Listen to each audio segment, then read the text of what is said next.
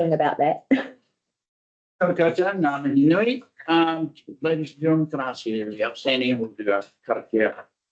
Tima Panga. Mai te pai maurina. Ki te rā. Mai te awahanga. Rā ki te awaraki. Tēnei te ahuri apia e raki. Whānau, haere mai te tohi. Kia ora. Thank you very much. Welcome you all here. See you all here. It's been a long morning already. For those who are watching now, welcome. No mai haere mai to our hui of the Carrington District Council for the 25th of June. Start with the apologies. Who do we have? We have an apology from Councillor Ailing. And Councillor William, his last meeting today, but he had an apology as well. Yeah. Some accept apologies. Moved by Councillor Cherry Campbell, seconded by Councillor Della. All in favour? Aye. Against? Motion's carried. Conflicts of interest declaration. Are there any conflicts to be declared? There being none, move forward. Public forum. No one for public forum. One notified. No one requested. Discussion is therefore mute. Our little team, Youth Council, views on the agenda. Welcome to the table, Megan. Thank you. Good morning, everyone. Unfortunately, Josie couldn't make it this morning, so they've sent me in their place. We had an awesome session last night and Glenda came along so we could ask 101 questions about Carrington Park. And it was a really great session, and as you guys would know, we went through a lot of detail as we do with the Youth Council. So we would like to agree to the recommendation of option A with the Carrington Park paper. We think it's better to get things moving now rather than prolonging it and spending more maintenance money on the equipment that will be replaced in the future with this park upgrade. And then we also had a consultation session with the skate park user group. And we worked through the plans with them and pointed out anything we had questions and comments about. Yeah. Cool. Are there any questions that Megan might be able to take back to the Youth Council from councillors at all? Any discussion? Just one. I popped it up in an email the other day. Aspiring leaders, look into you and Glenda for a steer. So for councillors to know, we nominated and council supported a nomination to the Aspiring Leaders Program, which is always held in Parliament every year. And I think it's our first time we've put someone up. Yeah. And I've had involved with Aspiring Leaders in my time in the Parliament. It's a great opportunity for young people to experience. And so we've been asked again if we have a nomination. Yes, can I leave that with you? Yes, absolutely. Wonderful. Thank you very much. Okay. Thank you. Right, moving on to 7.1 minutes of the ordinary council meeting on 14th of May, taking those minutes as having been read. Someone like to move that we accept them as true and accurate record? Well, there's one kind of obvious point. But one other councillor against. I mean, that's a bit unusual, isn't it? That's because I said I didn't mind if I was named or not. Oh, okay. Oh, so you're a mystery councillor. A mystery. I like to keep people guessing. Okay. As long as you're happy on there. Yeah, I really don't mind. Yeah, it's no longer a miscue. But it wasn't a mystery. Wasn't it? I really don't mind if people know. I just don't mind. Councillor Newman doesn't mind if she's named in the minutes. It's voting against. That's just note that for an adjustment. Thank you, Rob. Are there any other points that need to be raised on the minutes? Can someone move? Moved by the Deputy Mayor, seconded by Councillor Lawrence. All in favour? Against? Any abstentions? Motion's carried. Thank you. 7.2. We have the ordinary minutes of the meeting on the 11th of June. Are there any points of note? If there none, can I move? Deputy Mayor, Councillor Newman. All in favour? Against? Abstentions? Motion is carried. Thank you. Straight into reports, item 8.1. Wellington NZ team. Please, Michael. Kia ora tātou, ko Stuart Taylor Tokoinga. So I'm the GM of Business Innovation at Wellington NZ. So I look after the Regional Economic Development Plan on behalf of the Wellington Regional Leadership Committee, also the chair of WEDS, which is the Wairarapa Economic Development Strategy. We've aligned the two together so we can have a bigger impact. So this is the first year that we've moved into the new operating model with a steering group that Glenda sits on with her colleagues from the Wairarapa from Masterton and South Wairarapa district councils. And I must say it's really helpful having officials that are leaning into the work programme to take a Wairarapa approach to economic development, because it doesn't happen in isolation within district council boundaries. We're taking a regional approach to some of those bigger challenges that the councils agreed that we focus on, which are water, workforce, and primary industries. So we're firmly into the first year of driving that new operating model. Matt's going to talk about some of the key initiatives that we have been progressing. But I just wanted to mention another key strategic move that's happened just recently is a partnership that we've got with Business Wairarapa, that we are supporting the Chamber with a 6-part series for 2 years to align with the key themes that come up through WEDS and through the regional ED plan to help businesses with capability building. So that's 6-part capability building series for 2 years, plus supporting the Wairarapa Business Summit.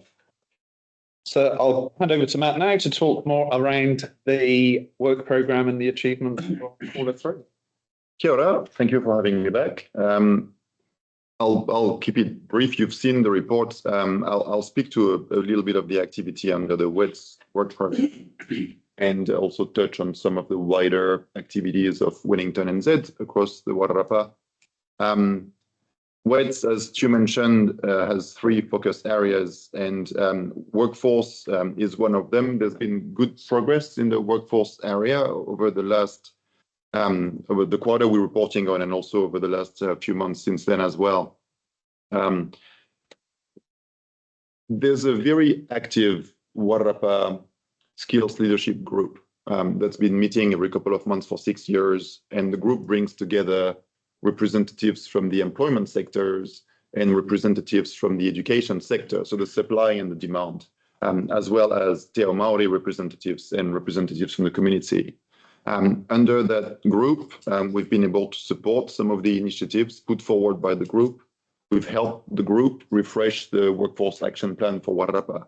One of the key challenges in Wairarapa is that there is a gap in the working age population. A lot of people leave Wairarapa to do tertiary education and only come back later in life. And that's something that we are trying to work on. So it's about working with schools and education institutes to showcase the pathways into education that are available here through UCall, for example, and also the pathways into employment that are available here. So one thing we did not too long ago is bringing all of the career advisors from the schools across Wairarapa to some of the places where students can work. One of them was a vineyard that has a hospitality function, a cellar door, of course, they make wine as well. So there's a range of jobs available. And the career advisors essentially didn't know. So there's gaps within Wairarapa about the knowledge of what jobs and career opportunities are available for our young people. And we're trying to help bridge those gaps. Another initiative under the workforce group is workplace visits. So again, the similar idea, but it's taking students directly into workplaces. So we've been working with REAP Wairarapa. You might have been aware that Umanga Tumataro, the career days that were being planned were cancelled because businesses struggled to commit for 2 days. So instead, we're helping them take the students to the businesses. And there's 2 dates that have been set up to do that. There's a range of other activities, of course, with a need for some skills. Working on talent attraction makes sense. So the health group has taken the lead on that. They're about to recruit someone to act as a connector, and the program is called Attract, Connect, Stay. It's about bringing people here, but connecting them and their families to the local community so that they actually stay for the long term. It's done in partnership with an Australian outfit that also works in rural communities in Australia around mining, and in Canada as well. And there's some really good progress made actually around that in Wairarapa. I would almost call it well leading, actually, the level of collaboration that is happening here. There's other things under workforce, and I'll take questions if you have some. We've also shifted quite firmly into delivery in the water space. The case for action that the water resilience group is working on will be delivered soon, and will hopefully be informing council decisions going into the new financial year. You'll be well familiar with the Wainawa Water Security Project that started a couple of years ago and led, of course, by the team here at council.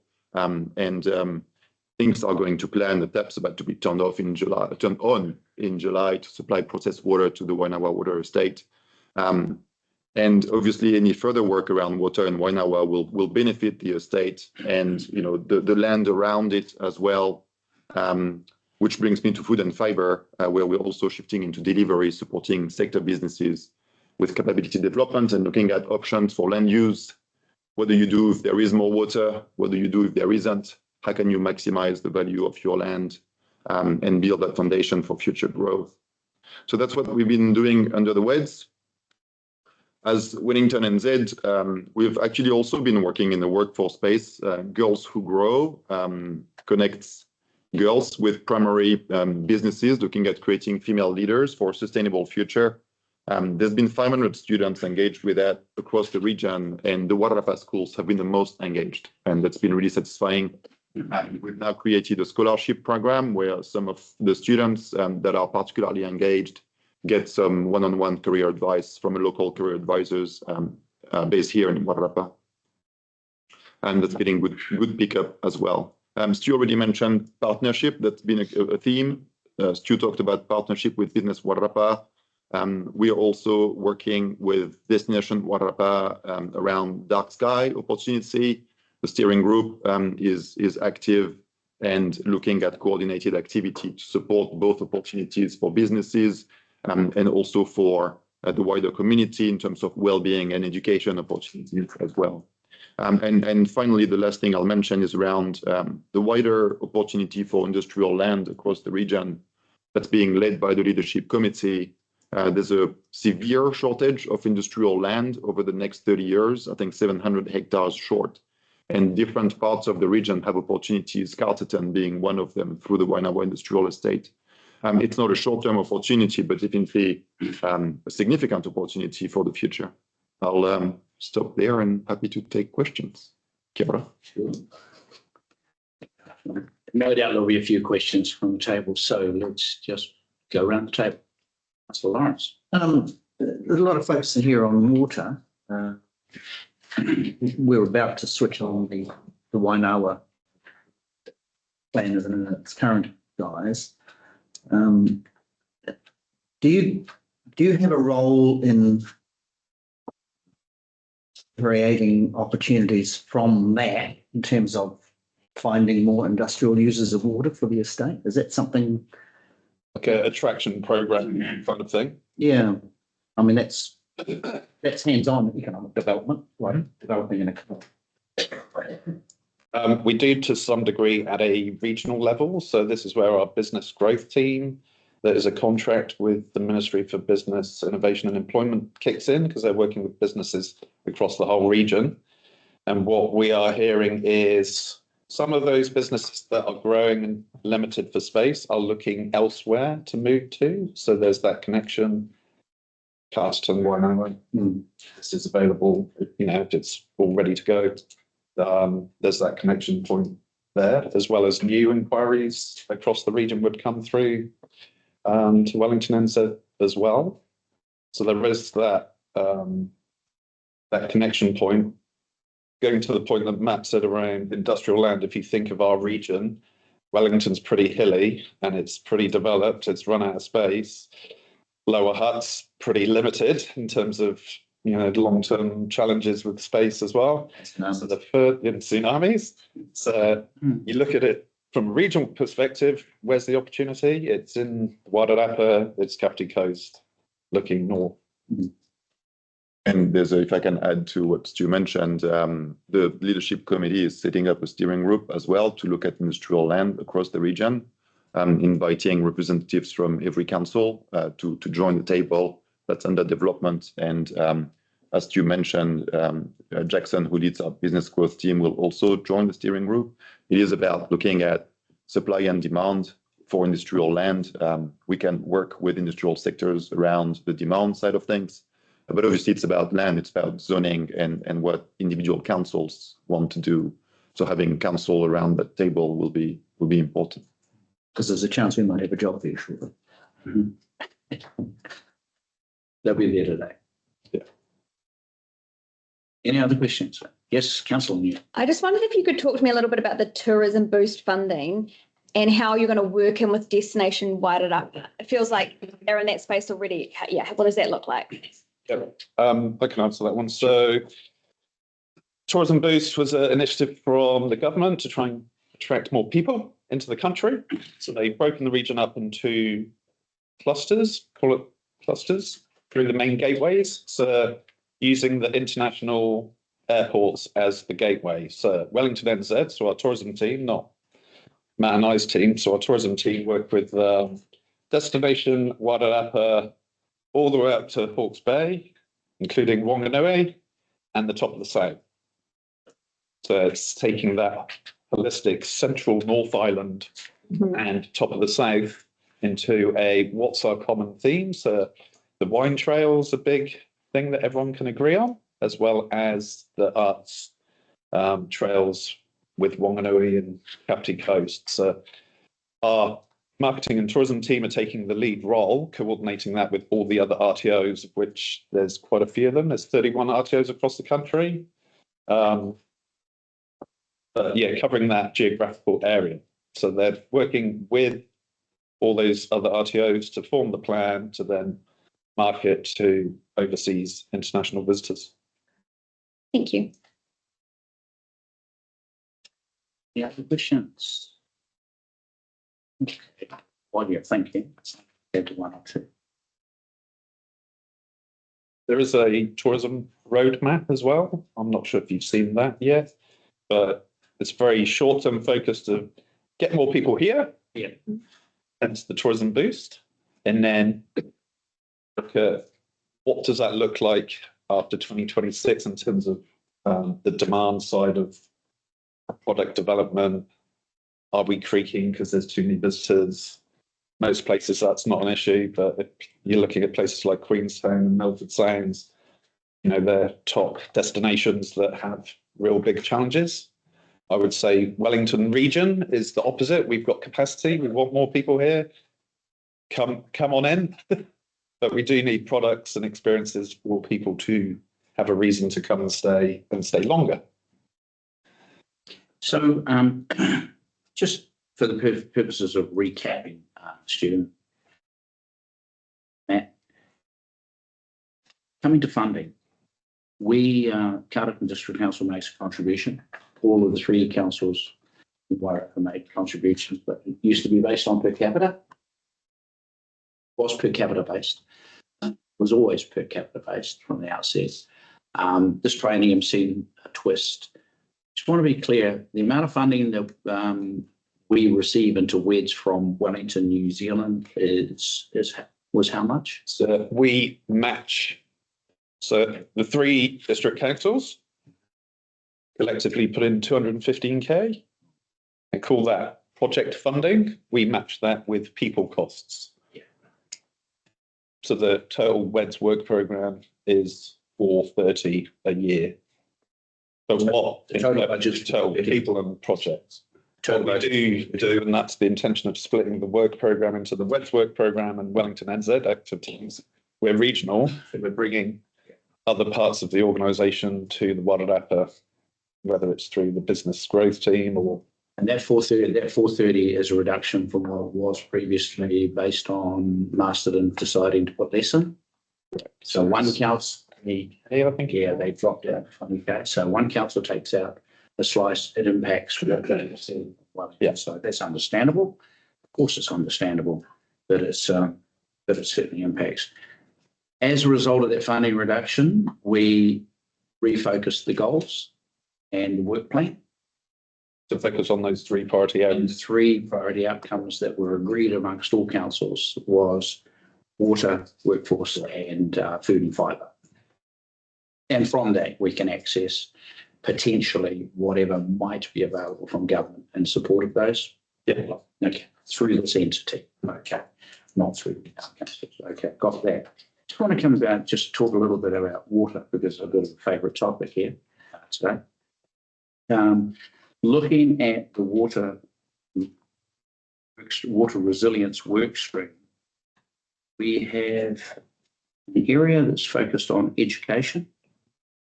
And I struggle to read that fine print. I have to use my phone.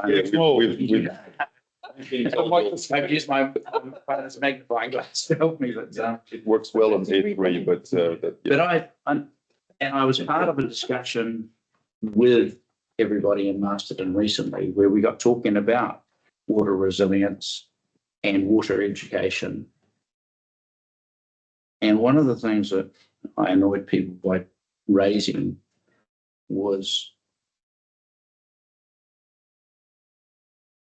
sort of polite word, difference in what we say when we have an education program aimed at educating the public and water users on turning off their taps and having shorter showers and not running the tap when you're cleaning your teeth, turn it off. And what we do as councils when it comes to ensuring that we are exercising policy that enhances water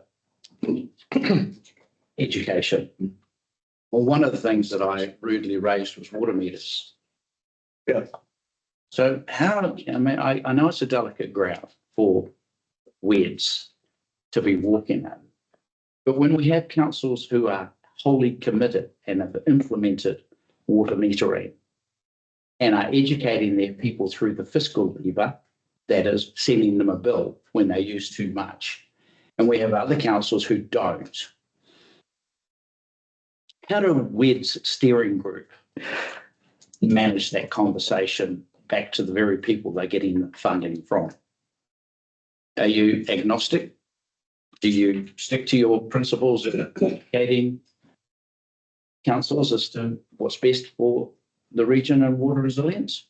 Or do we skip around the edges of that and pretend to see it? I'm not sure we've got a best position on that because it's probably, whilst there is an economic development driver, it's really in that local government space. Yeah. So if you look at people that are doing it in our region, Kapiti is a good example where they've had it going for a long time and had a huge. And Mayor lost her job because of it. She was right. Yeah. And now Kapiti praises themselves. So. Yeah. I'm not sure I've got an answer to the question, to be honest, Ron, but I would strongly encourage councils to implement water meters because it does have a huge shift in behaviour. And if other councils in our region are doing it and that's working well, there's lots to learn from those. But I think if I can add to that a little bit, that's the kind of reflection that I would hope comes out of the case for action work that's ongoing now under the wider water resilience strategy that's owned by the Water Governance Group. Yeah. Because it is looking at all areas of water use, residential as well as industrial, as well as irrigation, primary sector work. And it is about supply and demand. So if you have less or the current level of supply, what happens? Can you reduce demand? Can you manage demand? If you increase supply, is that good or bad? Because if it's increased and people have debt against, say, developing a dam on their farm, well, they have to leverage off that dam, which means they have to use the water Otherwise, they look like they made a bad decision. So more water can lead to more water use. That's not our area of expertise. I think that's really where the water resilience strategy work comes in. Our role as WEDS is to support that work where we can. And in terms of connecting that, it's probably more connecting that thinking to sector work, where employment happens rather than, as you hinted at. I don't think that barking as our own masters would probably be a sound approach from our perspective. There is, Matt, if I might, a shift about to occur over the next 18 months to 2 years. And this responsibility will move from councils. It will become a responsibility of a separate entity.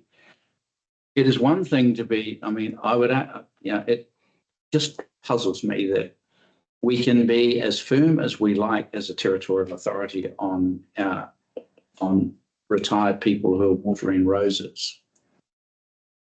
But it means nothing if we're losing 30% of our water into grounds and we don't know. It means nothing if we're not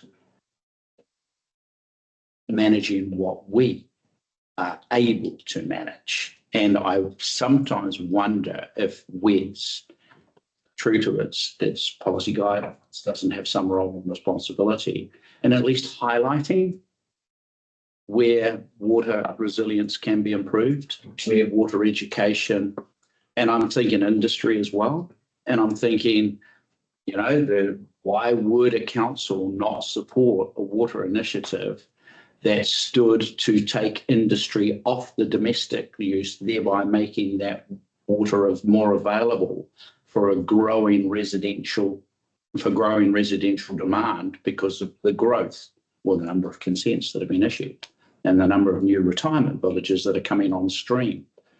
And, and I guess someone's got to be that advocate around water conservation. And I see in here, there's a little group called Wairarapa Water Users Society, who are specifically part of the water education. The focus is on primary sector water use. So it's around irrigation specifically. Yeah, and I know that we are, you could say we're the masters, but we're only putting in 50% of the money. 50% is coming from Wellington.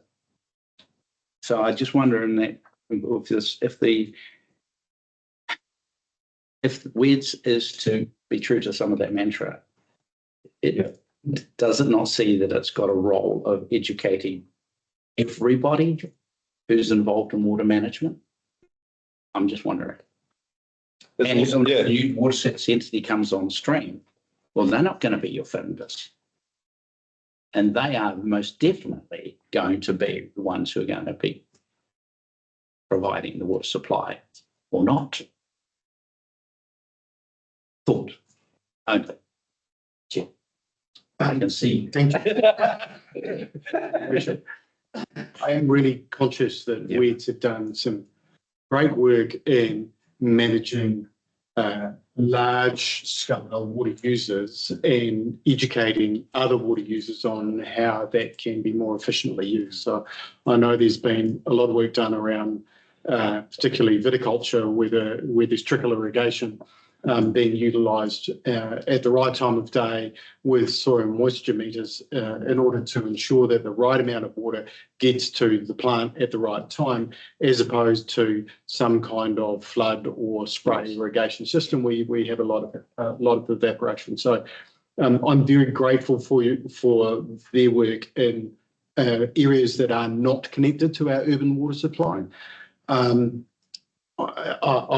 think it's probably up to council to deal with those that are connected to council's urban water supply, and we have an education program that deals with those that aren't but are still water users, and in some cases quite significant water users for surface-based takes. So I guess I'd like to just make sure there is a clear delineating line as to what we're responsible for and what we're asking WEDS to do. And maybe to loop that back around, we have, as part of the initiative, the Wairarapa Water Resilience Strategy. And I'm wondering if within that strategy, it's an understanding that we should be highlighting, if nothing else, areas that could have improvement that are worthy of attention. Yeah, that's what I hope will come out of the case for action, which will come back to councils. Yeah, because I get it. It's a difficult position for you, for Wedge to be in, but someone's got to ask the hard question. Yeah. Oh, thank you. Any other questions? Yeah, we should, yes, would make one comment that when you read the pack online, you can zoom. So the small fine print is. Excuse me. I don't know. You can also do A3 spreads. Got a question, His Worship. Yes, please. Thanks, team, for turning up. I have a question around your major events team that you have working, just in regards to the golden shares. And I'm just thinking future, like next year's event and ongoing events with Kaingora are now going to be using woolen carpets throughout all their housing in New Zealand. And I'm just wondering, is there an opportunity there for golden shares to build on what Kaingora are doing? And I've actually had a conversation with John Prendergast from Trust House around the housing that he's doing and whether he's possibly going to get into that and whether there can be some kind of partnership there. And I'm wondering if that can be built into the major events team with promoting the golden shares around the woolen carpets and so forth being used in housing just next year. That's a good idea. The events team's not in my area, but if you want to flick me a message, unless you're working with the major events team already, be worth a conversation with them around how they're promoting it, because I think it's the big international event. Yeah, that's The anniversary. Because it will put the Wairarapa in the spotlight. Yeah, it would be great for promotion internationally for our wall again too. So the other one I had around was Toast Marnborough, and interesting to know who made the decision to change the date. So that was always up in the air amongst the general public around the change of the date. And I see it, the level of attendance has dropped off remarkably from what it was, because it used to be a sellout, 10,000 prior to COVID. And that's a remarkable drop. And I see the date's gone back to a similar date it used to be. So I see in there that there's attendee feedback to shape the future. I'm just curious, was the feedback that the date was chosen was wrong? Has that? I can comment on that, but as a proxy, so we support the event, but we don't run it, so we don't choose the date. I think what I've heard in terms of feedback, and probably you probably would get a more direct answer from Business Wairarapa and Destination Wairarapa, who've been collecting that feedback more directly. My understanding is that, yes, the date had an impact. I think both in terms of the time of the year that the date fell in, and also the fact that it was a long weekend, which already attracts people to Wairarapa. And so it was kind of like a bit of a, putting it a lose-lose would be too strong, but it was trying to bring people to Wairarapa at a time when they're already coming. So why not use that opportunity to bring people at another time? So lessons have been learned and they are being acted on, which is, satisfying from that perspective. Sometimes you try things, it doesn't go to plan, and then you pivot, from that. So hoping to a big event this year. Yeah, lovely. Now. Yeah, which sparks another question for me, if it might be the last. Around events, there's been, it's probably more back to a Wellington NZ questions too. There's been a lot of discussion and concern that the Wairarapa isn't getting a fair share of the event's attention from Wellington NZ, and that the criteria around what is considered to be major events or regional events is tight to the extent that it excludes the Wairarapa. I guess from a personal perspective, I've looked at funding that's gone in to some of the Wellington events, and they're based on numbers attending. We would say that if you have a free event, call it Uber Duper or come and have something for nothing, a lot of people are going to turn up. But if you have an event where people got to pay $100 or $150, the market shrinks. So the question is always going to be, is that a policy that bases funding and support purely on numbers, regardless of whether the numbers attending pay money or not, a fair policy, and helpful in the long run? I think there has been conversations of things like the Balloon Festival, Wings Over Wairarapa. I think we can name others, Harvest Festival.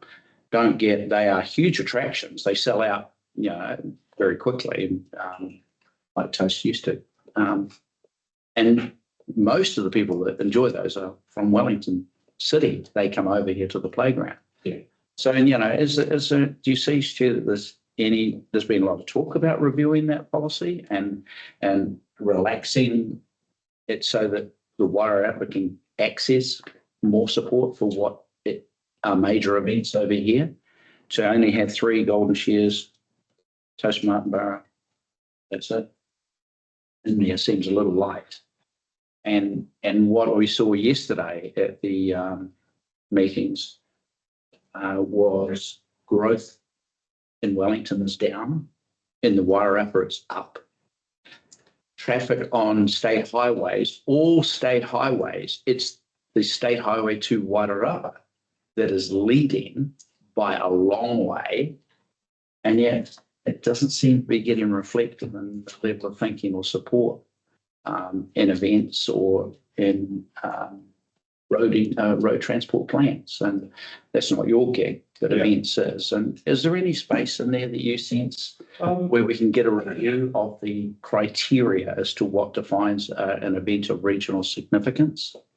Yeah, there's probably two parts to it. One is the regional events fund. So after COVID, 5-year fund set up to encourage people to have events and travel around New Zealand. That was actually rolled that out in my old role at Henley.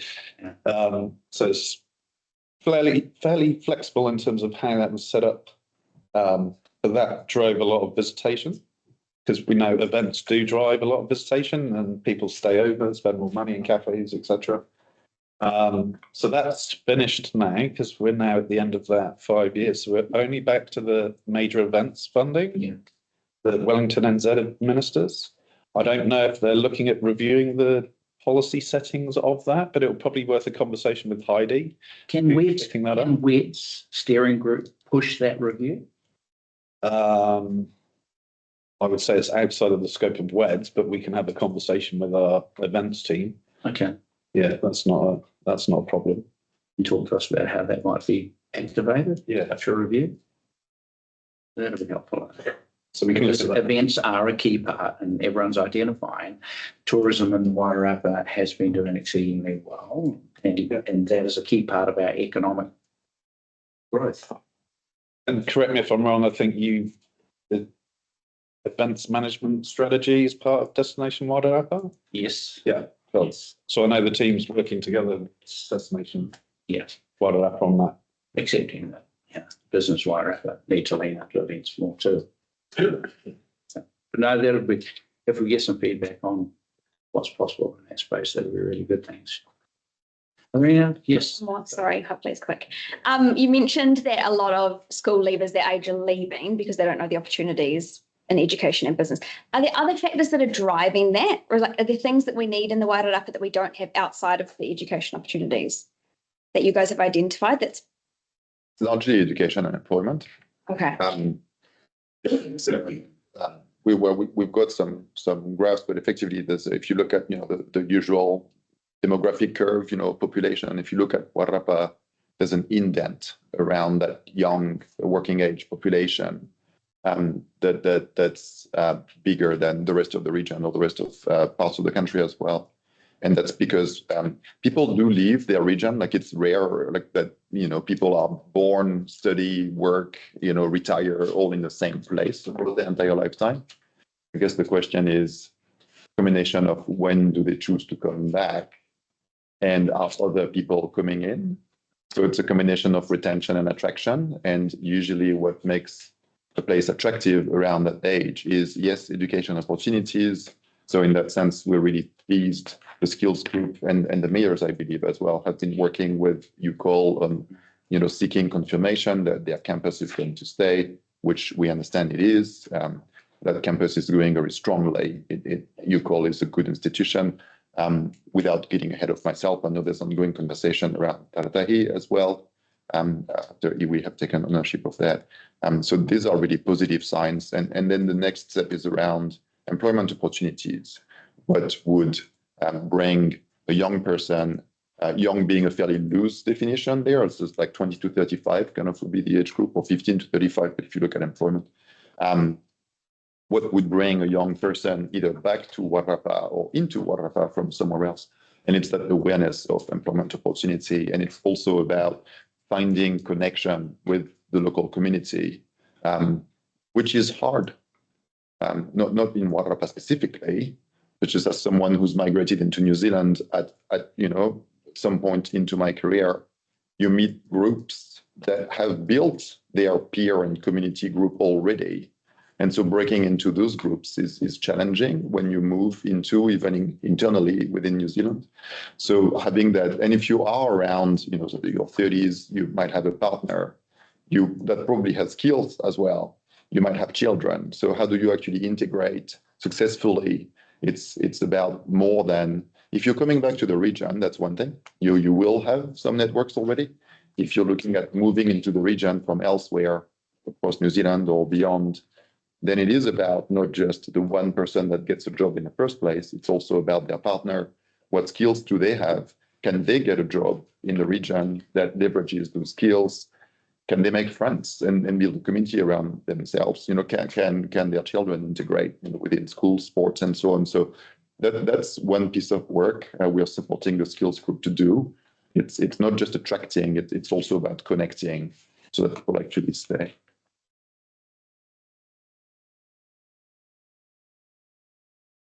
Is that a question, Brian?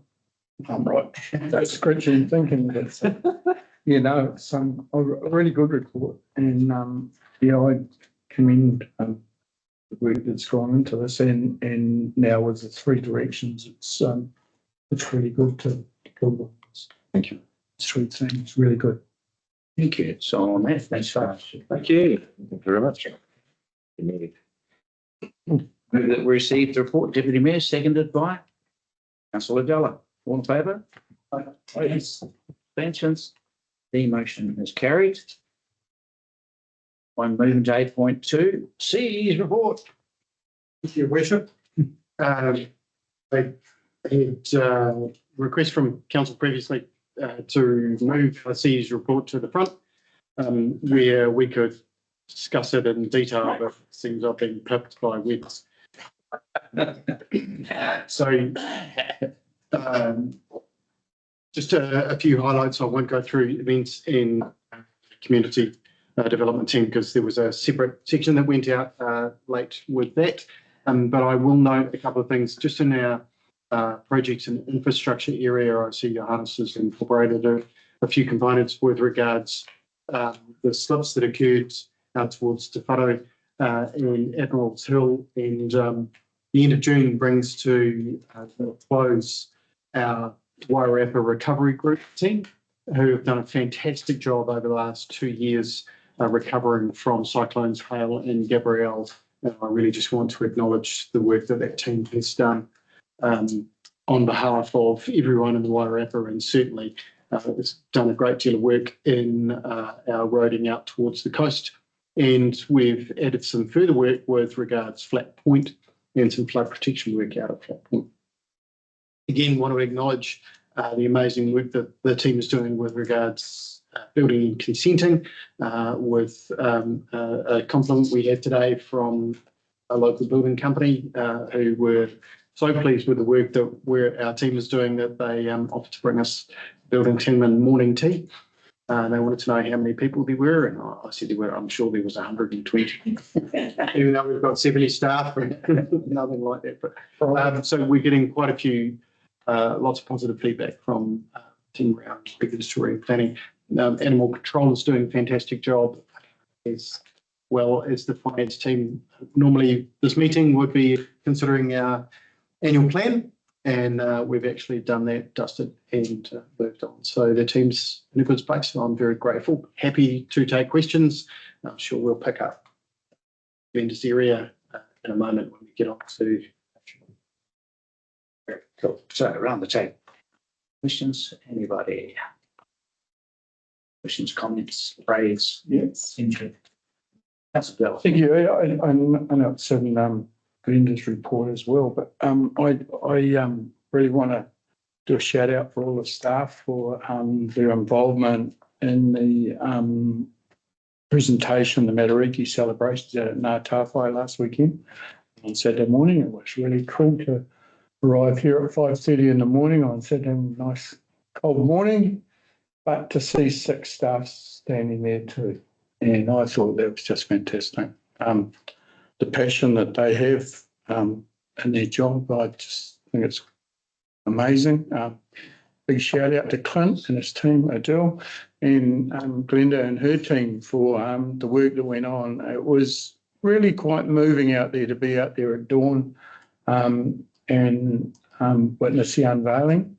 It was really good, and probably the best part of was we all went down to the Te Ora Hall and had this monstrous feed before we came home, which was really good, and I found it really good. So big shout out to the staff organising. Thank you. Thank you, Glenn. Councillor Robin Jerrigan. Just on page 69 under corporate services, on the annual plan approved, it's actually 11th of June, not July. Yeah, just noticed that. And also I'd like to, on page 51, the nomination for Jill Easton on her work as a volunteer. I think that's absolutely fantastic. I mean, the amount of work that she does in and around our community, it's highlighted here, but it's so much more. So whoever has nominated her, I think it's awesome. Thank you so much. It's very well deserved. And well done, Megan, as well, for getting the live bed theatre players here for the schools. Having watched the performances, I think the kids will get a huge amount out of it. It's really, really cool. Just while we're giving out praise, I just wanted to give some praise to Sandra too for all the work she's doing in the neighbourhood support area. The emails and updates she sends out are fantastic for making the community aware of what's happening. Everything that's really good. So big ups there. Any other questions? There's a lot in that report. Structure, project.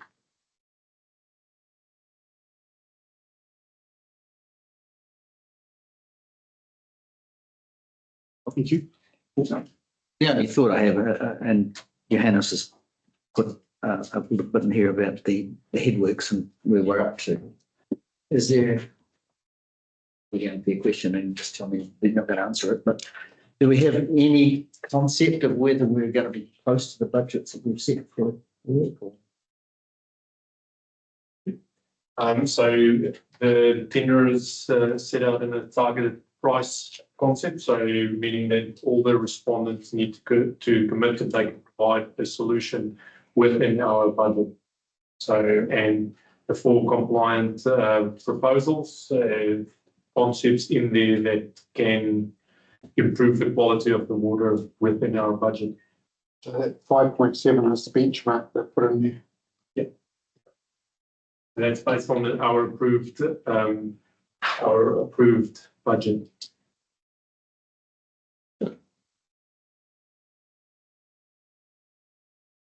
Are there any other questions? Yeah. So what shout outs have been thrown around?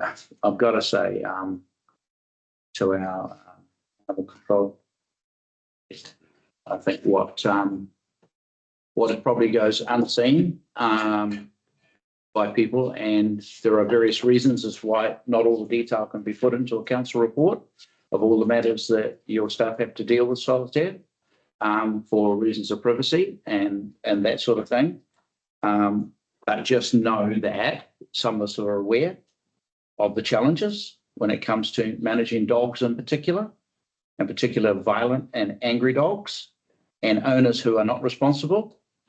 And at the end of the day, the onus falls on your team to be able to manage the dog and the owner in a way that gets a good result lawfully. And it is not going unnoticed.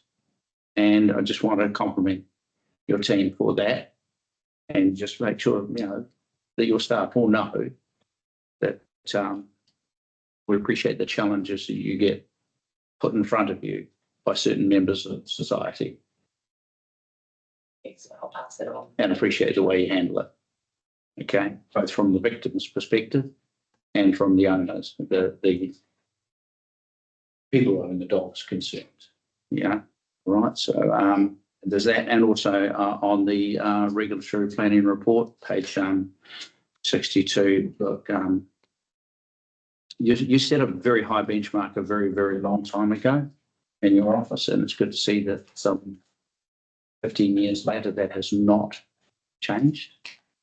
And I think I do sometimes get a little disappointed when we have a project put in front of us and we all get hyped up and excited of developers going to do certain things, and then it goes radio silence, and then you listen to other councils, neighbouring councils, championing and boasting that they've got development going on ahead. I think what the measure in the long run will be is how we perform as a council when it comes to dealing with developers and dealing with consenting processes. And I don't think there's anyone in there's very few councils in the country can match what your office is doing, Solitaire. Well, if Mike Hosking says it, it must be true. Exactly. So, Say something about Carterton. he did. He did. He was interviewing Chris Peen, and that was on the what bill was it? The regulatory changes that. Yeah, it's all the changes that they were enacted and how they sort of start trying to lump everybody into one great big building control authority, have a nationwide body that does it because councils can't process consents in time, and councils are the problem and hold the process up. And Mike Hoskins, I think I'll probably abbreviate this. I can't quote him word for word, but it was along the lines of, well, then there's Carterton who turns consents around in 5 days. That's my kind of council. That's the council. If they can do it, why can't everybody else? And blah, blah, blah, blah. So, which I have put that view to government that if the system's broke, where's it broken? Who's broken it? Fix them. Don't focus on those. We don't need to adjust the game to the lowest performing denominator. We need to up the game to the standard of those that are achieving. That's my challenge. Which might mean you lose Solitaire and she ends up being ministerial advisor or something like that. But anyway, enough of that. There's quite a substantial report, but there are no further questions. Would someone like to move? We received the report. Councillor Chair Campbell, Councillor Della, all in favour? Against? Better not be. Administrator. Abstentions? Motion is carried. Thank you. Yes, well done, team. Good ball. With your permission, may I invite Lawrence? You certainly can. 8.3 Waterways Capital Project. All right, councillor. I will take the report as read, but I'll just go through sort of brief because obviously it is a long-term project. So the waterways consents. Now, one thing that we did have to do, and one of the major expense in terms of we had the deadline on June 2023, and I've pretty much been working on the consent since I've been here. So even though we started beforehand, we were still pushed to get the consent in and the application in before the 6 months. And we got a bit of an extension for 3 months to make sure we could still operate underneath the existing consent. So if you're looking down in the policy, in the table, the policy and hydrological was a outcome of that in terms of to get it all in. that burned through a lot of the budget. So I have been managing it a bit more stringently back and forward in terms of requests for information. And the intake is also aligned with that because we have to manage the effects on where the actual take is for the Carrington. So yes, and we have come to the end of the budget and requesting the reserves be transferred so we can actually continue and complete both projects. If I can just add to that, when there's two complexities to these projects. Is one, the budgets were set in the previous LPP, and then when you are working in resource consents, it's really a guesstimate of what will be the request for information and what you will have to do. So in defense of the team that set the budgets a few years ago, it is very much an unknown at the time. So now that we've got a better idea of what it'll take to take us to the end of the resource consent, we are requesting to adjust the budget so that we can get the work done. Thank you, Hans. I'll also probably say I did highlight that the previous consent application was a 10-year process. I think they probably set it on how much money they'd sort of put aside against to get that original, well, the previous consent. But yeah, resource consent processes have changed since then. Questions, Councillor Della? Yes, thank you, everyone. The request for further information and you say it's specialist information. Is this information that previously they have not required and now it's being requested under a mandate through the MPSs, freshwater division, sorry, or is it just GW being pedantic, should I say? It could be argued both ways. Yes, they are asking for quite a bit of extra information.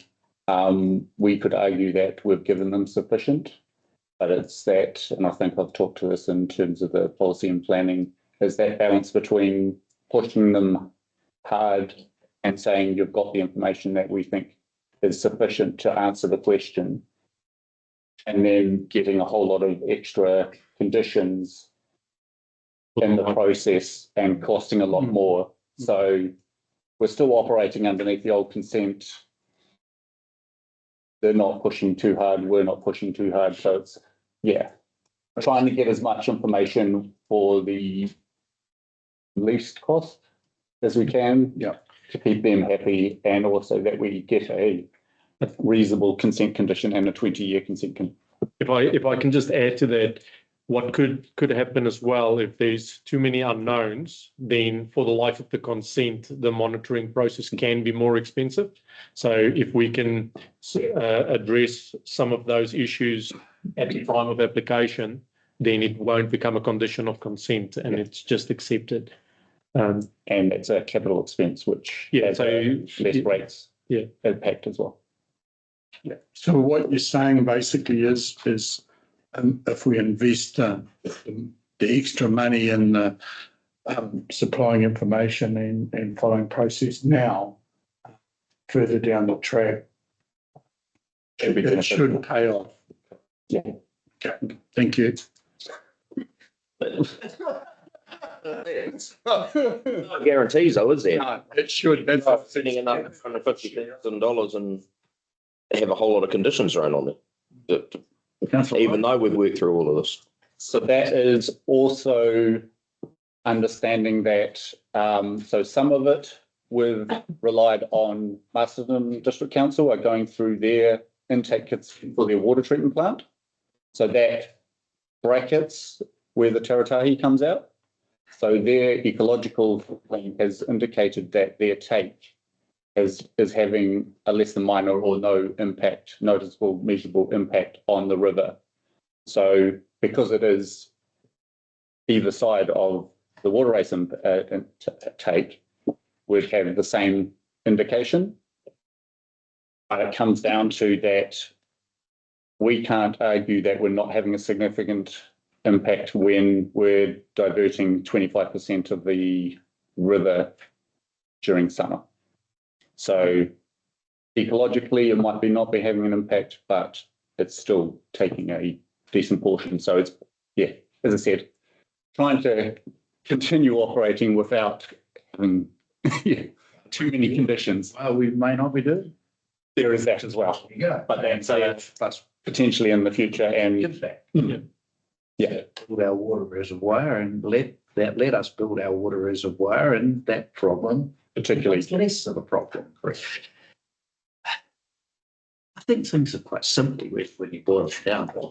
I do know, so you anticipate the 10-year time lead for the last consent is probably where we're into now. Well, Yes, we're now. No. It expired in 2023, so we're only 2 years into it. So 2 years, 8 years to go.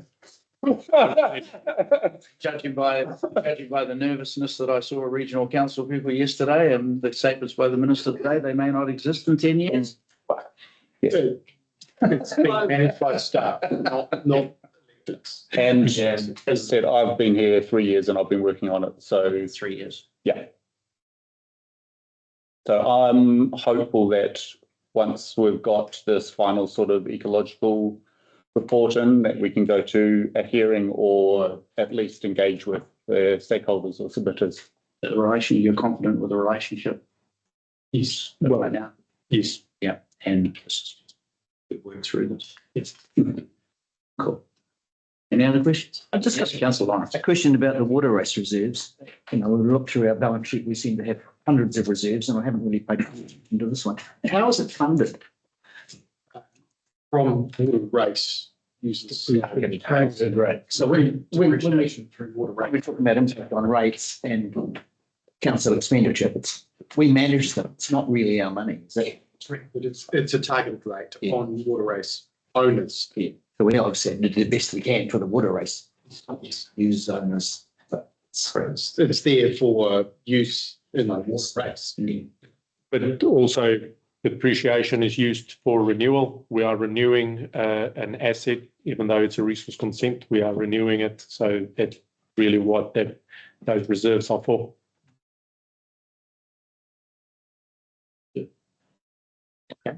So there is are we a good team? Councillor Gallen? Yeah, I know how the hell they deal with these people. I really can't about they're a law themselves, yeah, and they just keep putting out things that try this to. I couldn't be around. They are the regulatory authority. It's simple as that. They're dealing with it. I couldn't. I do wonder if they're about to strike the regional council rates, because I hear lots of ads on the radio about what excellent work they're doing in the room.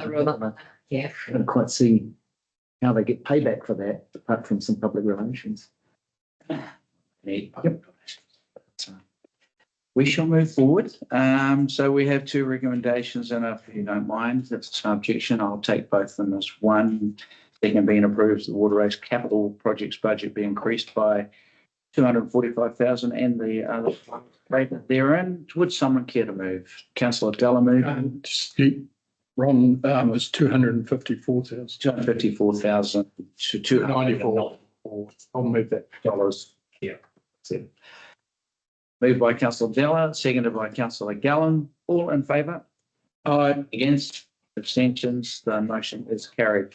Thanks very much, team. 8.4 Carrington Park. Da-da-da-da. Those are the big.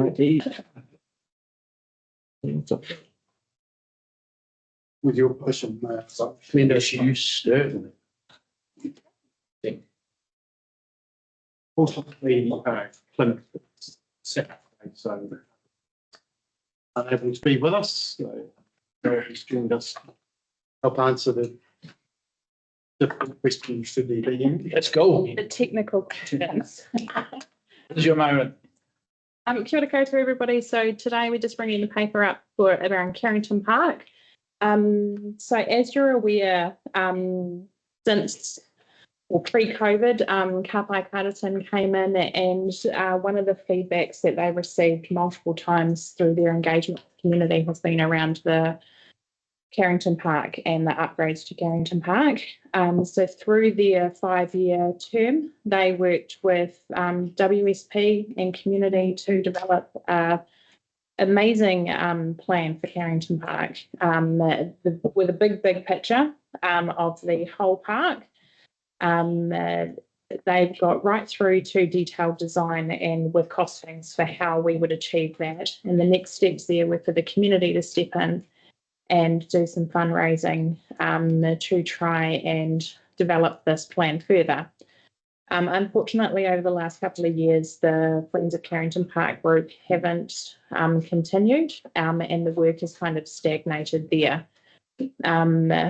At the same time as that, we have been doing our playground audits, and we've got numerous playground equipment that is at its end of life and needs to be repaired, maintained, or replaced. And so we thought it was probably timely to look at how we developed Carrington Park. It needs to be updated, and utilising the reserve fund to do that was something that we have been exploring. So sitting alongside that is the skate park group, who have been continuing with their design work. They came to council in December and presented their plan for the next few months. They've just finished their engagement with the community and have had quite a good response from community on that as well. That at this point we have landed on moving the skate park into the Carrington Park design. And what we're proposing is that we take the stage 1 of Carrington Park's design, altering it slightly and leaving it within our existing footprint of our playground, adding the skate park into it and doing the upgrade to that playground area. So that doesn't extend to the other areas that Carpi had put into the original plan, which was going further into the park, changing adding in the template pad and doing all of that. So we're excluding that at this point, but focusing really on what we need to do, which is replace our playground equipment and update and I guess bring modernise our park into something pretty amazing for our community. You got anything that you want to add to that? No. Right. Floor's open, team. There's a lot in here, and I think I'm pretty sure this is going to generate some excitement in the community as they study through it. So I expect questions. Deputy Mayor. Thanks, His Worship. Thanks, Linda.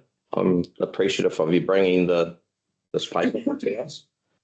I think it'll be great to utilise our reserves. I do have a question though.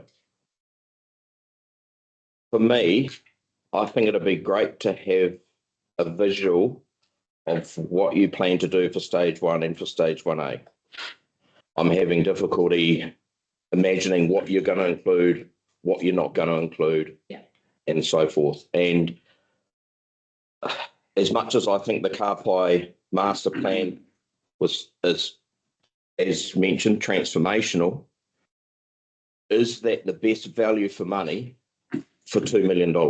And I'm all for using these reserves and upgrading Carrington Park, but is the Carpi transformational master plan the best way of utilising that $2 million? So what we are intending on doing is getting a designer to come in, and we'll give them the Carpi plan, we'll give them the skate park plan and the changes that we want to make to the basketball area, and give them a budget. And then with that, we'll just say this is within our current footprint, because the Carpi plan extends the footprint out quite significantly. So just taking that concept and shrinking it down into this area. The the playground equipment and the plan that CAPI have put through has been really well thought out. It has factored in accessibility, has factored in climate change, it's factored in all of the tree work, the groundworks. So all of the hard work and the detail that's gone into that will just help finalise that final design of, I think, aspects of it, but probably not all of it. I think Councillor Creaney up or Deputy Creaney up, it may help to organise our priorities.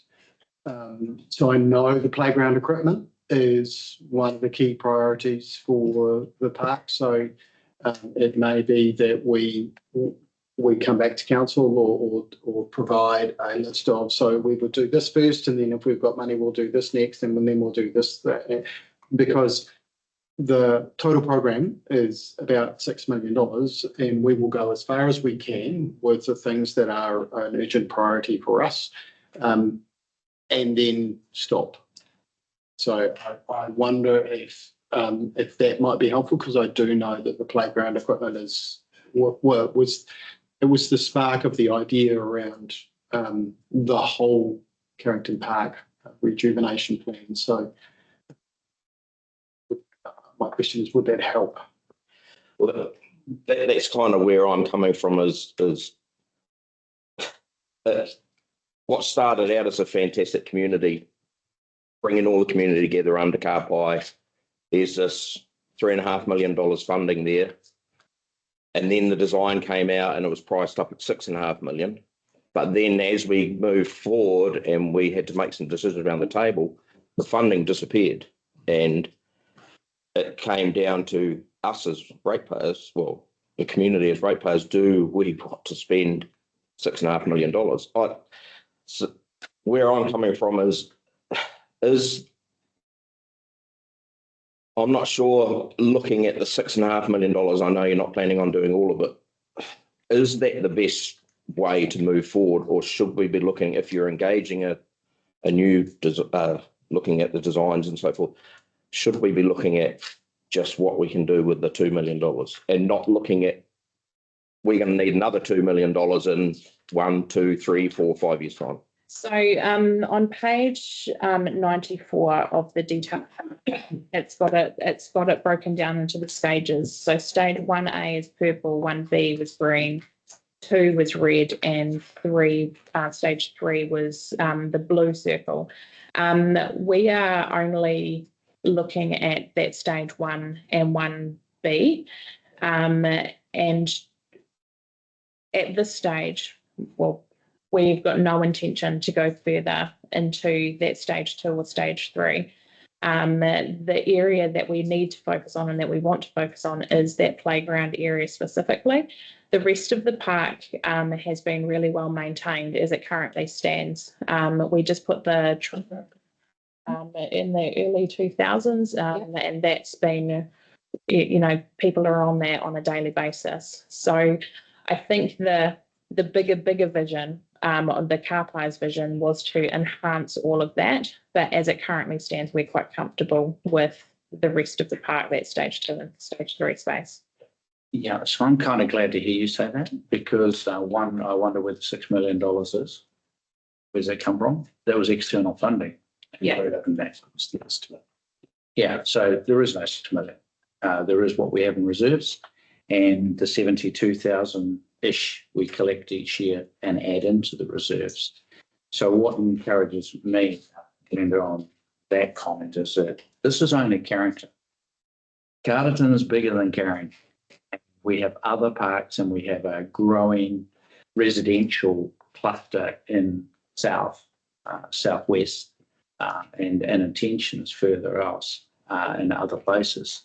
And I'd hate to see that we are thought to be ignoring the needs in the other part of the town, or, dare I say it, the other reserves outside of the town boundary. And so knowing, that we're not burning all that money just on Carrington, that we have a broader, and that we are actively looking at a broader parks and reserves development plan Yeah. that factor in the Carterton district as a whole.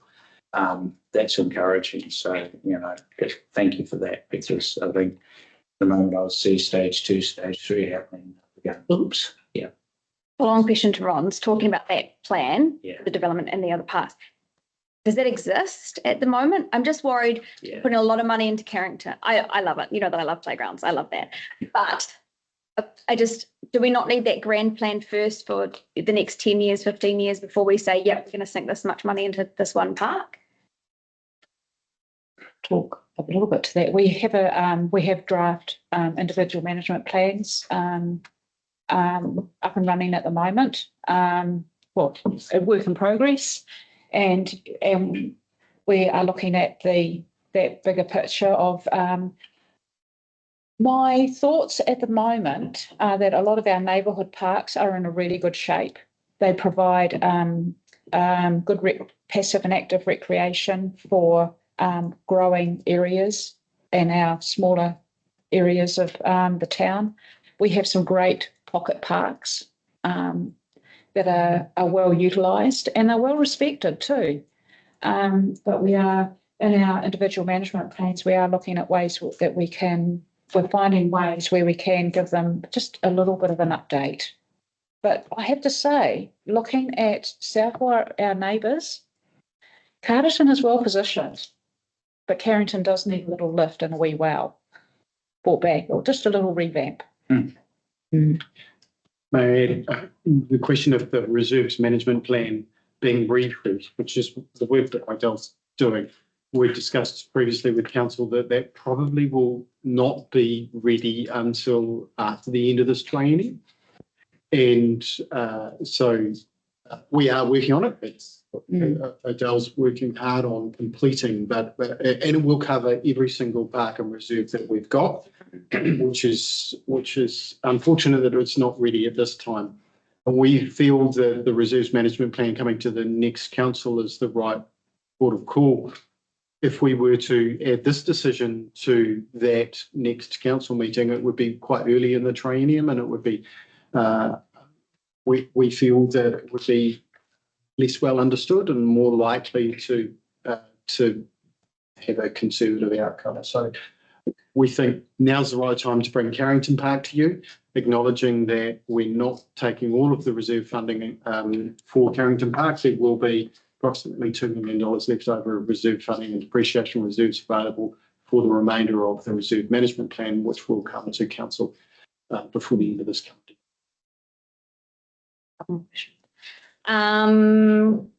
The skate park, awesome that they're going to be fundraising the 200,000.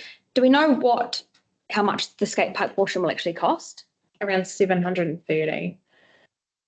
Yeah. What's that total without the 200 or plus? That's total including the 200. 530. We had an extensive conversation with them around their pricing and looking at downsizing the skate park a little bit.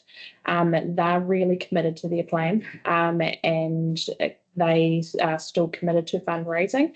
And so they will be working with Bex and Funding HQ. I think the benefit there for them in that fundraising space is that with council investing funding to the whole plan, it's only going to help and enhance the opportunities to get that additional funding. And then leaning back to the car pie process through DIA, there is potentially for match funding from DIA in that space as well. So I'm pretty confident that they will be successful in obtaining that additional 200,000.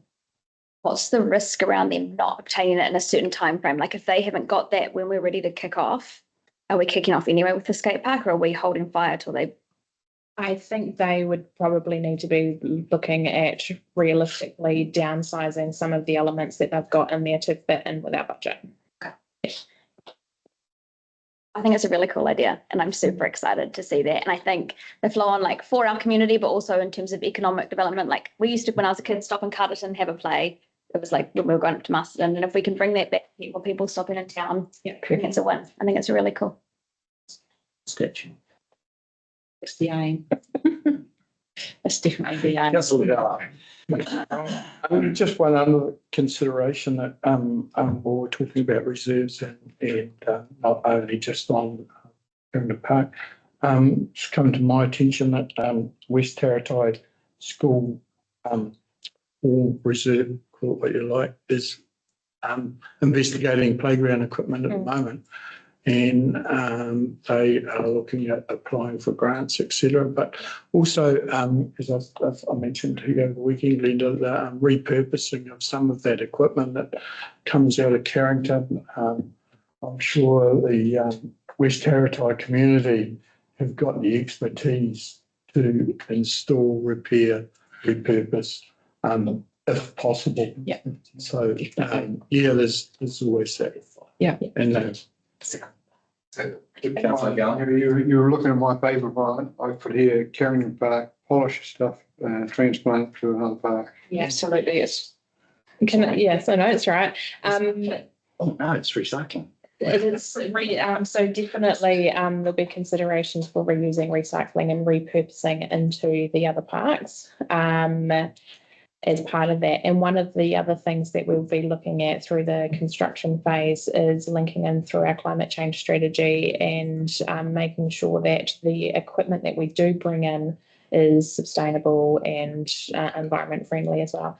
But just adding on to what you said around West Taratahi, so we allocated some funding through the reserves contribution, thank you, in December, and they have done an amazing job out there and have totally transformed that. The car park and the fencing, some of the tree removal, and I just went for a walk yesterday and their track around their native area has just been completed. So it's really cool that, that in itself, that community group is amazing, and that they've just totally lifted that rural reserve for our community and what we've done there. Yeah.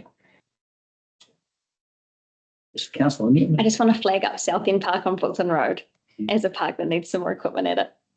I'm sure you're aware. Yeah. Watched it yesterday. Yeah, it's a bit sad. yeah, I'm the same as I've keep, and it's good to hear the report back, that the other parks are in a good state, but the fine line between good state and neglected is a close one. And so having a overall development plan and maintenance plan that ensures that parts of our community don't feel they've been left out. One of the things that I do know, I do wonder about is that, as we've seen with Sparks Park, as it becomes more popular, some locals don't necessarily like going there as much because of all the other people from out of town behaviour and that. So if Carrington's bustling and busy and everything, the smaller parks will become even more important. Yes. Because people might like a little bit of privacy, or they may perceive the safety issues for them personally. If they go to a place that's really, really busy and they're queuing to get onto a device or whatever. So their little park will become more important out that end of town. Yeah. So that whole strategy is a really cool idea. Look forward to seeing that. And so is Deputy Mayor. Thanks, His Worship. I've got a couple more questions. Jeff, I'm wondering if you would mind, just for the community's benefit, because we've actually been through, or you made inquiries around the repurposing of reserves onto something that the reserves aren't supposedly used for. Yep. Can you just talk about that? What the reserves? Yes. Fent. And the legal. Happy to. Thank you. Great question. The reserves are collected as part of land change, so either a subdivision or a new development. We collect financial contributions. They are made up of infrastructure contributions, parks contributions, and the third one, I forget, roading contribution. Here we go. And though the Parks and Reserves contributions are designed to fund new parks, new walkways, cycleways, recreation areas for our community, which are needed as a result of growth in subdivision and growth in our population. So the financial contributions are unable to be used for maintenance and operation. They are able to be used for increased levels of service and growth, but we can't use them for mowing lawns and that kind of thing. The purpose that we are talking about here for Carrington is exactly the sort of purpose the financial contribution for Parks and Reserves has been designed for, and it fits that requirement precisely. So growth is an expansion, it is new, and it is in our community in a reserve area that is highly utilised and needs capital investment. And to be clear, they are funds that cannot be recodified and moved into another area of expenditure, such as water. Absolutely correct. Lower rates. To lower rates. We cannot take these reserves and use them for purposes of reducing rates by spending them in areas that are not designated. You are absolutely correct. Yeah. So we have to spend them on reserves. That's That seems like a damn good idea to me. So, Christian, Councillor. Thanks, Richard. So just going back to where I originally started with this, there's just a couple of things in the report, Glenda, that I just want to flesh out just in the wording, because that's probably where I'm coming from with the continuation of the master plan, because there's some wording in there around the full master plan vision, and down further, it's laid the foundation for long-term development in line with the Carrington Park master plan. So for me, I'm struggling with, yes, I want this $2 million to go into Carrington Park, but I'm struggling to, when looking at the wording and thinking that in however many years' time, we're going to look at doing stage 2 or stage 3 of this master plan. Whereas I'm just excited about spending the $2 million on. You might feel a little better in the fact that the recommendations only refer to stage 1 and 1A or 1A and B, and it doesn't make any mention whatsoever of any further stages in the actual recommendations themselves, which I think that solidifies our position of exactly what we are agreeing to. There is no mention in the recommendations. It's, to me, the reporter's background context of what has happened to date, and this is now where we are at with what's on the table in front of us is only, because I was a little bit like you when I was reading the report, and then I got to the recommendations, went, oh no, happy with that now. I don't know if that helps a little. It does with what we're approving, but when the community are, let's say they're reading it, it's like this is step 1 and step 1A of what's going to be a further progression of the park development. So, I mean, at the risk of being annoying, you can always say approve in principle pending, and you may want to, because we've had this conversation around the design is yet to finally be thrashed out. Yeah. You will be able to more closely identify costs and specificalities when you get to that point. Is that right, what you were saying, Glenda? Yep. So you could say approves in principle, and you could say pending a final briefing on what stage it is. I mean, the cleanliness of this resolution here enables people to get going, or you might just want to say approves of unbudgeted expenditure, based on, but you can put in condition about a further briefing and update. We could bring an update once the design phase has been completed. And we have noted in the report that there is potential that this might motivate the community to carry on with those next stages, but we're not intending to carry on with next stages. But that probably could have been clearer, yes. Thanks for that. Determinants of the direction. We've had quite a lot of good publicity in the Times Age lately with the aesthetics don't really relate, but the composting proposal and the proposal for expenditure on the park. I was expecting quite a bit more blowback, I suppose, from people saying, well, you're spending $2 million, we can't pay the rates. I've had a little bit of that and I've been able to explain we've got the money, we can't spend it on something. Yes. So I am somewhat encouraged that the community, to the extent they've paid attention, and I think they would have, seen by silence means consent. I don't think there's a lot of issue around there. I do have a little issue around the skate park in that if we don't put the skate park user group in a position where they do need to come up with the 200K, we won't do much at all. Mm-hmm. They never will. And I'm aware that we've had a couple of approaches from organisations who people might think are analogous in some ways, like swimming pool, the Hockey Association. We've effectively done nothing. So I wouldn't like to see us 100% funding the extension and skate park facility without in some way making it clear that they do have to do their bit. I don't know how you do that, but Although it is a council asset. Yeah. Whereas swimming pool's not. Yeah. That's quite a difference. I understand that, but it is a community asset and it is on, in terms of use, and it is on council land. So it's not, it's kind of great. I realise it's not the same, but people might think they are. Just to clarify that, the existing skate park, we funded.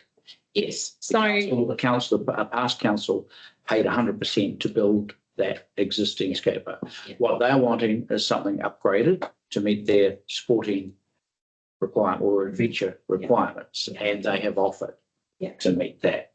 So I understand where council belongs. So I guess, what might give me encouragement is finding how long have they been fundraising and how much have they raised now? So they haven't got to that point yet. Talking about. So they have worked with their designers, and then in December we brought the final concept design to council. From there, they've been engaging with the community through that summer period. They've done a couple of pop-ups down at the park. They've been to a few events. They've done a survey and social media drive. And they've had quite a good response from that. That all got finalised and they reviewed their feedback last week or the week before. And so they've been continuously moving and we've just been supporting them. So their next steps are to meet with Bex and Funding HQ. And Funding HQ will help create a funding plan for them to go out and seek that funding. So you're telling me that they are being methodical? Yeah. They are being responsible? Yeah. They're following a path line? Yeah. And you have confidence that they'll get there? Yeah. They're the same group. It's been a consistent group of skate park users who have been all the way through and are very, very passionate. It's not been some drop in, some drop out. It's been a core group of users that have been very, very passionate all the way through. Yeah. Our decision at the end of the day, team, but that's the answers. For me, I'm very keen on progressing and seeing some kind of stage 1 and stage 1A that we can look over and say that gets designed within the 2 million budget. Mm-hmm. Yep. How can we put the wording around that? And then it comes back to us just to, that's great, let's go. Yeah. I'd really like to see how or what parts of the master plan are going to be included. But that for me going forward, I don't have it. I'm really grateful to let's spend that money in the park and let's give Carrington Park a boost out of reserves. It makes perfect sense. But Do you want to take a pause to find some, are you thinking of a third resolution? Because I think the resolutions that a fourth resolution, fifth? It's probably adjusting 2 and 3 into just one. I would take on board Councillor Cherry Campbell's observation and probably amend stage 1, 1A to read in compliance with page 94, that read 1A, 1B for clarity for the public, because that's what was consulted on and it should reflect the document. So might I suggest that resolution 2 agrees to stage 1A and 1B, the Carrington Upgrade Project. Page 94. That's points 2 and 3. And yeah, and Recommendation then 3. excluded, did you say excluding? No, recommendation 3 also needs to be 1A and 1B. Yes, exactly, yes. Yeah. And is there an adjustment you're thinking of? And I don't think there needs to be an adjustment apart from clarifying the 1A, 1B, but maybe another recommendation notes that an updated plan will be brought to council. For approval. Plan though, or do you want to help set the priorities of that? Because we don't want to keep delaying stuff. Like, we've got a golden opportunity to get stuff happening. It won't be delayed if the design is occurring. Yeah. Because nothing's going to happen on the ground until the design's all done. Could we note that the revised stage 1 and B will be brought back to council? All project and policy. Would that be revised? Yeah, will that satisfy? I'm not going to say for revised, I'm going to say the final plans for stage 1A and 1B be presented to council for approval. For approval. Would you be comfortable with that, Steve? Yeah. The final. Is that a word suitable? You want to change that? 1A, 1B. Let's see, you want to do a word. Okay, sorry, help me. Just to clarify, if you continue with 3, approving capital funding, and then put another condition seeking approval, that feels like it's a little bit circular. So perhaps your request might be that management bring back the updated plan, design plan for 1A and 1B, and that comes back to council prior to construction starting. Would that be better rather than you've got 2 approvals? Well, at the time. Within the 2 million. Yes, obviously. That's better wording. Because if we have no budget to complete the design work. We can't do the design work, Would that come back in this triennium though? Or do we push in that? That might be a push, but we can try. It would be nice to finalise it with. I'm just wondering out loud here whether there's certain aspects, like what you mentioned, having the priorities. Are we better to have a workshop together about what priorities we see, whether it's the play equipment or whatever it is, and then go for gold? Because if we're not giving them any guidance and just saying bring the plan back, but we might say no, they don't know what we're wanting.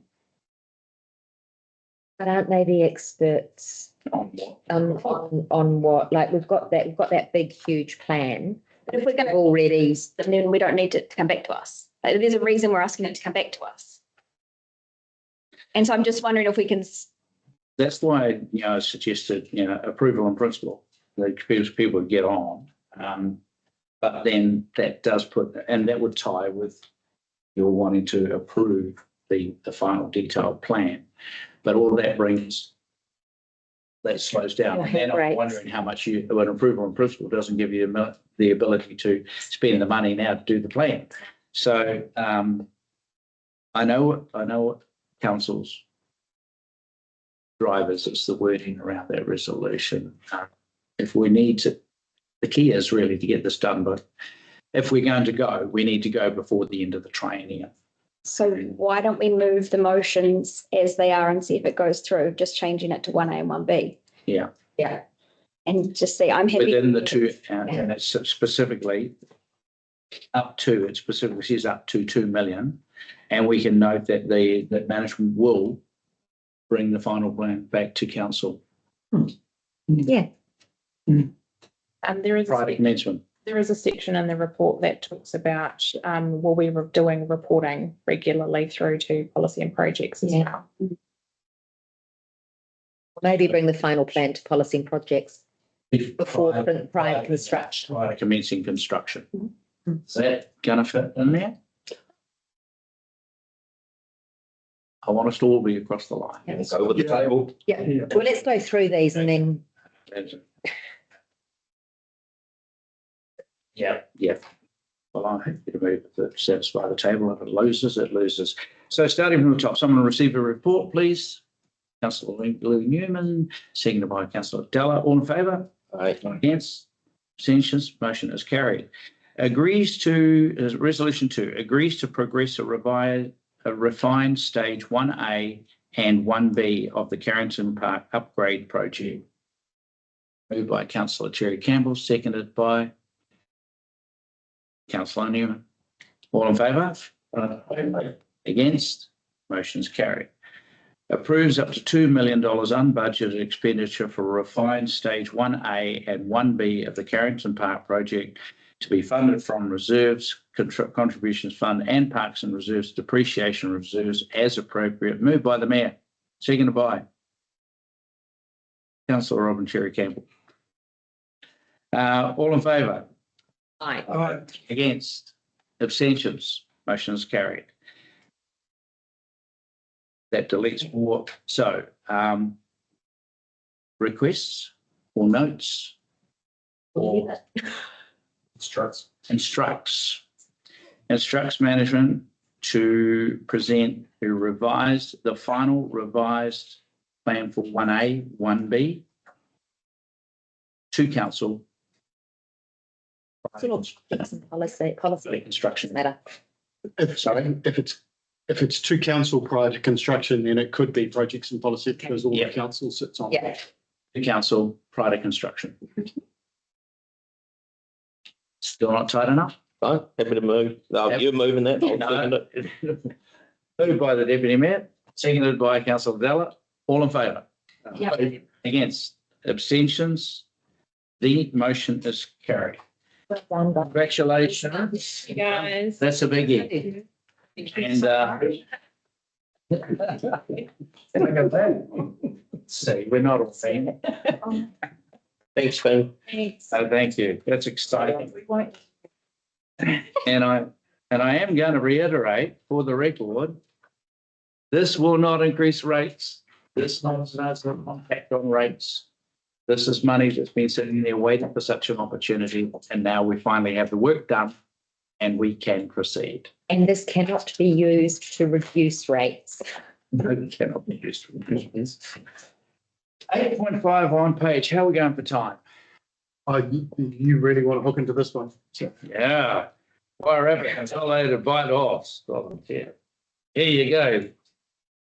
Take it. I want to go through it para by para, blow by blow. Let's You do that. I'm sure most. Steady on. This is what- The consolidated bylaws. This is what makes Carterton planning, regulatory services great again. These bylaws don't seem all that. It's going to be a drill fest. Chase there. Thank you, Your Worship, Deputy Mayor, elected members. You'll note that the last council meeting, we did adopt the bulk of the suite of the bylaws, just noting that number 9, the water supply bylaw, was still subject to a bit of a legal review. The legal review has come back and you'll see that there's a whole lot of additional highlighted bits within the bylaw. I would just like to note that these are more applicable to the likes of Masterton, who do not have water meters and are only rolling them out now. Unlike Carterton, who've had water meters for quite a number of years. But they seem to have sort of fallen onto quite a good place of what to do if a meter is broken or damaged in terms of trying to estimate the consumption for billing purposes. So for us, we don't go in and install meters on people's property. That is all part of the subdivision development because all of our urban properties should have water meters on them. Novel idea. So I'll take the report as read, but I did just want to highlight that most of it is primarily related to the NDC area. South Wairarapa have adopted it, and I've just had an email flick through from Masterton, which I'm hoping says that they have adopted it. Yes, it has. A statement of proposal and all of that has been adopted at MDC this morning. Right.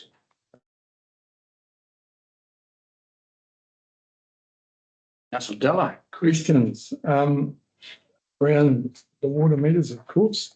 I've read this report about 4 times and I've picked up a few things.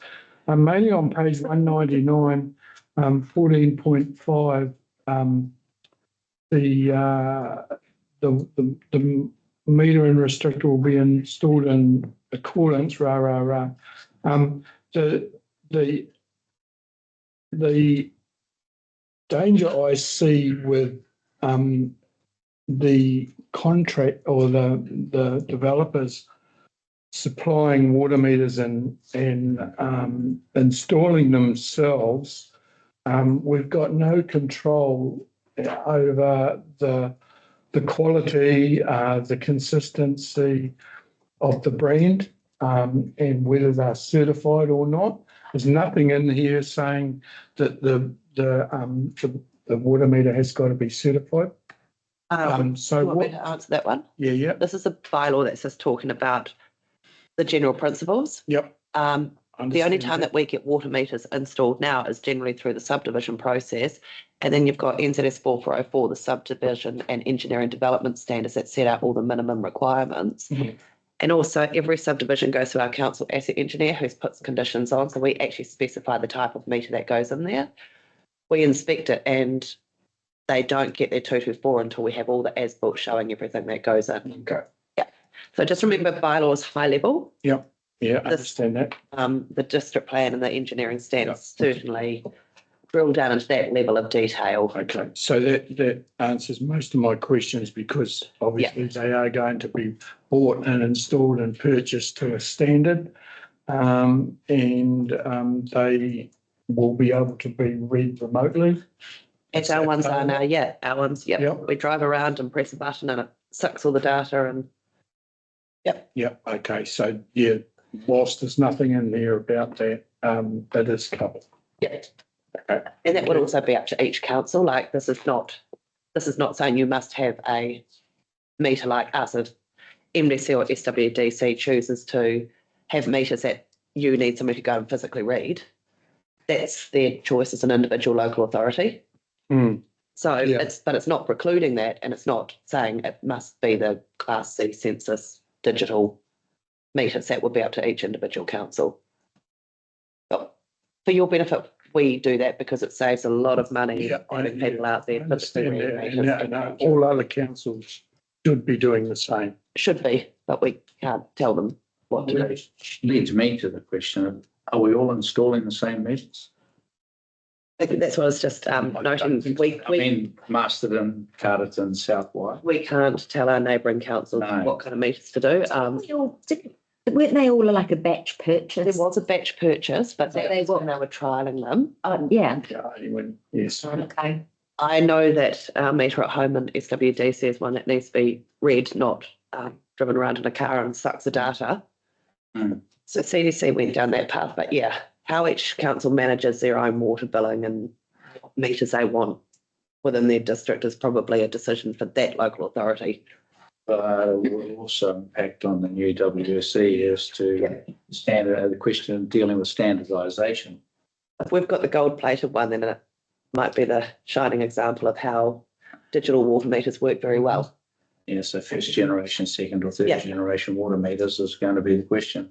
Who's done what? Because we were on the old ones, Mhm. and when there was a time to replace them and they were due to be replaced, that's when they started getting replaced. And developers, when they did developments, had to replace any existing water meters with the new Class C. There's ones that we did ourselves, and that's the process the other two councils are going through when they choose to replace water meters. Yeah. And South Wairarapa from Marston and install them. Any other questions? Just, are there, I didn't know that there were water meters in South Wye. Is it? The most of the towns have it. I can't answer that. I know we have one outside our gate. Yeah. Some in Greydown, some in Featherston. Not everybody. It's kind of pointless, isn't it? It's got their role. No, I think South Wye was second out of the gate. Yeah. And they installed and didn't charge for a period of time. Is that right? Well, saying that they sort of leave it in slowly. I know we've had a meter for quite a number of years now. We did it way back, and I remember the controversy back then. And I was saying, Talking about South Wye where she lives. Yeah. Had them. So, I think Solitaire's talking about where she lives down in South Wye. when we years, yeah. And there was consistent discussions between years ago between Carterton District Council and South Wairarapa on what you would charge for your water billing when it's excess. So they have had them for a while. And MDC is beginning to install them. Deputy Mayor. Thanks, Worship. So I just had one question around on page 172 and one of the bullet points, just around the wording of improving wording to reflect current and future practices as council shift to volumetric charging in the region.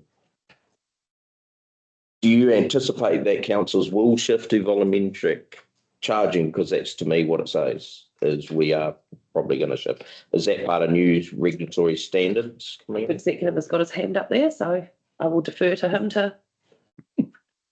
The water services legislation has outlined a timeline for councils to move away from charging water based on capital value or connection to property and towards volumetric charging, and that is within by 2028, I believe it is.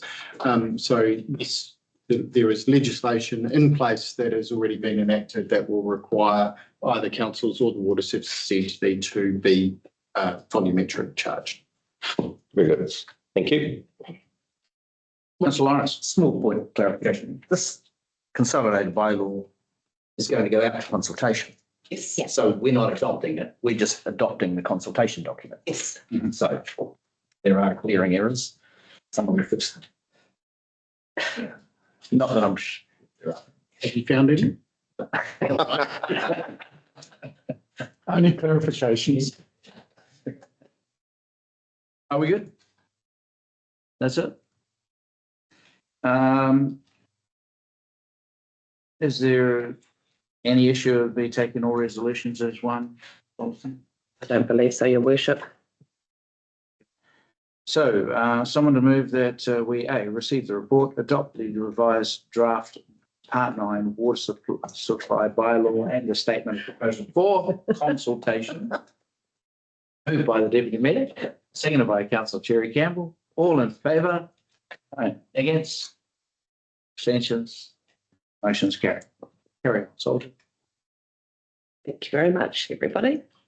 I'll just let Martin know so that we can publicise everything. 8.6. Excuse me, did you read number 3? We are. Yeah, we did them all together. I didn't hear you read number 3. No, I don't think you did read number 3, but I took them all as Thank you. one. I was going to read, but the Deputy Mayor was waving his hand around to accelerate the process. So Paul as one. Okay, committee membership, purpose and papers, pretty stuff. Sorry. Conscious we are, before you consider this report, you may wish to consider the timeline. We've been sitting for 2 hours. Yes, and two. Well, we'll take a pause for 10, 5. Any bids on 5 extension? We've got 5 once going, twice. 6, 7, no, 5, 7. 7. That's good. 5 minutes. Thank you. Right.